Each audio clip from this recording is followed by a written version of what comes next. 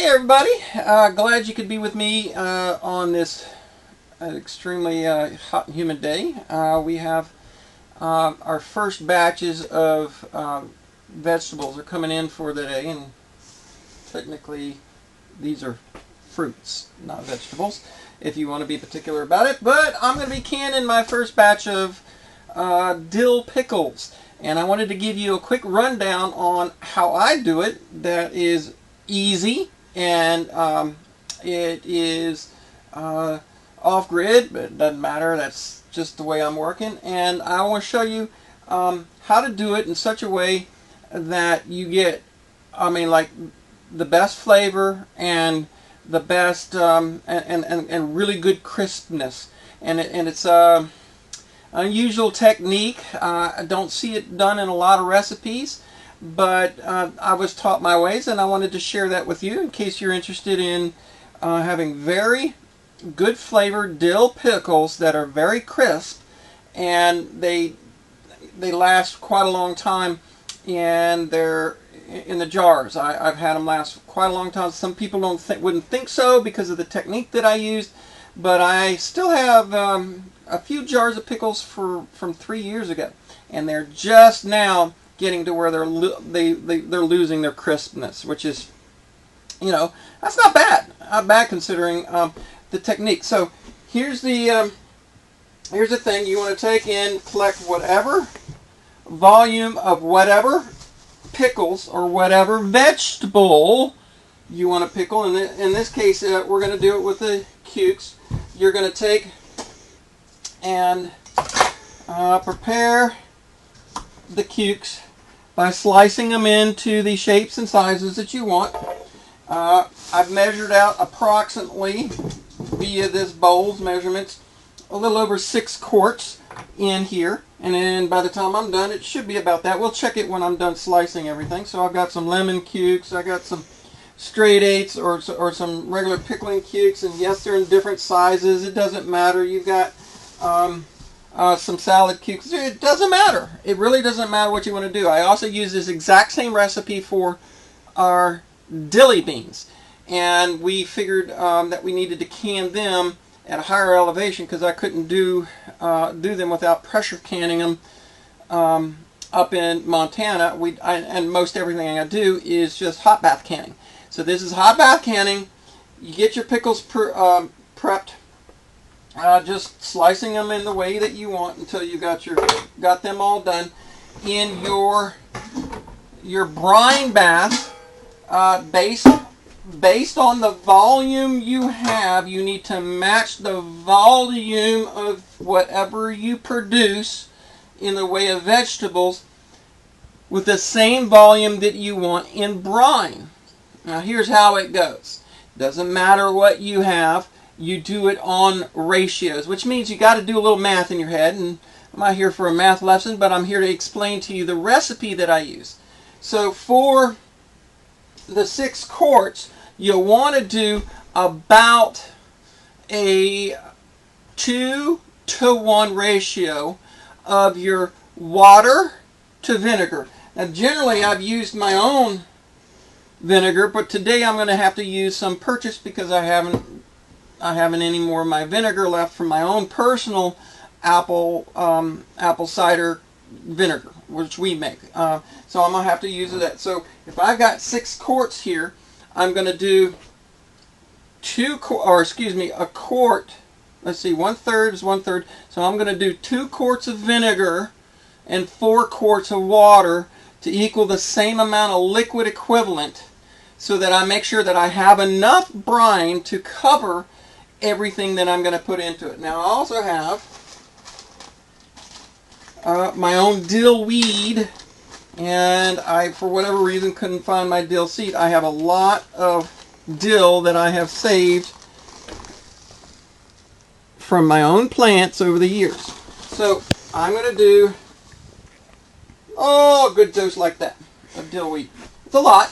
You can do it. Dill seed is more potent than dill weed, but the dill weed will work just as well as the dill seed, same flavor. And then because I'm using an elephant garlic clove. I'm going to use one monster clove like this for it. So we're going to do a 2-to-1 water to vinegar. I prefer the apple cider vinegar. I prefer my own vinegar, but I'm out. But we're going to have to use some. I'm not going to have enough apple cider vinegar on hand, so unfortunately I am going to be mixing, and I don't like to, but I am going to for this batch mix in a quart of distilled white vinegar. And then you want about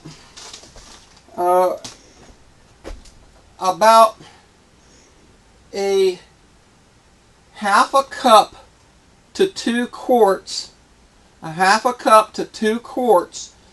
of salt. So for this batch, I'm going to be doing a cup and a half because I have about 6 quarts. And I may adjust these numbers once I get all my cucumbers diced up. So I'm going to go ahead and put all the ingredients together. That's it. It's real simple. We'll check back in with you in just a minute. So I have my cukes all sliced and diced, and yes, it's about 6 quarts as I'm reading it over here on the side. That's about the volume we needed. And outside here I have on the propane here, since we're off grid, and I don't want the heat on the inside to heat things up in there. I've got my dill. I've sliced and diced my garlic, and it's in there somewhere. I've got 2/3 water and 1/3 vinegar, and 1/2 cup of pickling salt per 2 quarts, or per half gallon. So 1/2 cup salt per half gallon. That is that. Now I just need to wait for this to come up to a boiling point. We need to get it boiling. Next thing is to prepare the jars. We'll do that next. Okay, we are almost done here with our little batch. Won't take too much longer to finish this batch of pickles. So I have now my brine solution, as you can see. Wish you had smell vision. It smells awesome. It's a whole lot different, folks, with the apple cider vinegar. But I've got it cooked up in there. The garlic's in there and the dill's in there, and it smells wonderful. I've also prepared the lids, so I have them boiled and sterilized. The jars have been prepared as normal. Your standard canning procedures here for most of this stuff. Then I have gone ahead and cold packed my cucumbers. So here's the thing: if you want crisp cucumbers, you're not wanting to cook them. And it's a hard thing for some people to get their heads around, is that these aren't going to get cooked. They're going to get sealed. So I'm going to work really rapidly here to take my brine solution, clang. I'm going to keep this thing moving, and what I'm going to do is take the brine solution and fill my jars. Now, I made an excess amount of brine solution because I want to make sure I have enough to cover all of these. But you're going to fill your jars, and I keep this stirred to keep all my dill weed and garlic kind of equally mixed, so that when I scoop it up, I'm getting a little bit of everything. And then I'm going to fill the jar until I'm about 1/4 inch from the top. Now this can get a little sloppy. That's okay, because I'm going quick about it. You take your time and be a little neater. But one of the things that you're going to want to do is make sure that all the little dill weed is off the rim, because one of my failures has been getting a little piece of dill weed on there. And then I can take a lid, and yes, I do reuse my lids if I'm using ones that were for the same process. In other words, I don't want to use one that had salsa for my applesauce. But I've used lids 2 and 3 times if you have them in good shape, but you must inspect them, and I can't tell you that you're supposed to be able to do that. I just do it. So, because, hey, lids cost money too. If they're in good shape. Now T, who's doing the videoing, did a inspection on all of them. Some of them she had to throw out. And yes, that is poking up. But once it's canned, or once it's processed, and I don't want them super tight because I want air to escape, but I'm gonna get them just snug. Finger tight. Finger tight, like that. And if there's one sticking up, it'll soften just a little bit. But like I said, we're not gonna cook it. I need to get this done, so I'm not gonna sit here and camera video everything. But what I want you to understand is this is the process for packing your jars. I'm then going to process them at about 5 minutes. My water is coming to a boil as I'm doing this. So I'm going to stick my jars into boiling water, process them for only about 5 minutes. All I'm looking to do is two things: sterilize the outside, sterilize the lids, and everything on the outside. And I'm going to leave it to the brine solution to do the preserving. Okay, so with the salts and the vinegars, that's what's going to preserve it, and hopefully we won't have any issues with the spoilage of such. That's the whole point of the brine solution. I don't want to cook these things. I want them to seal the jars, and that's the entire purpose of just a 5-minute processing. Just enough to heat up the outside, create a vacuum within the jar to cause a seal. And then I'm going to let the brine solution do the remainder part of the pickling process. And I'll show you that when it's done. Doing your canning in an outside oven or outside during the summer helps save the energy from the heating that takes place. So that's an old tradition. People used to cook and can outside, so we do that with our off-grid systems. And we had enough of the brine solution left that we decided to scavenge for whatever we could out in the garden. And we found 5 more cucumbers that were ready to go, enough as far as we were concerned to put in there. And so we did a couple more jars and had a half a jar, so we said let's try something new. So we threw some zucchini in with this jar. So here's the thing: you definitely want to check to make sure that all of these go down. That one's not quite there yet. That one's not quite. So we just pulled these out. They're extremely hot.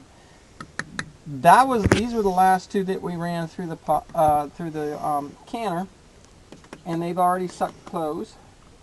That one needs a little bit. And for all intents and purposes, most of these will do. And it might be, nobody's perfect. I'm not perfect, you're not perfect, and there's likely to going to be, especially with the dill weed, because you got these tiny little pieces that get up in the seals. If you don't clean that rim up very well, sometimes they don't seal. If they don't seal, take the ones that don't seal and just put them into the refrigerator and let them chill down, and give them a few weeks to marinate in their little brine solution, and eventually they'll just be ready to eat the way you want them to be.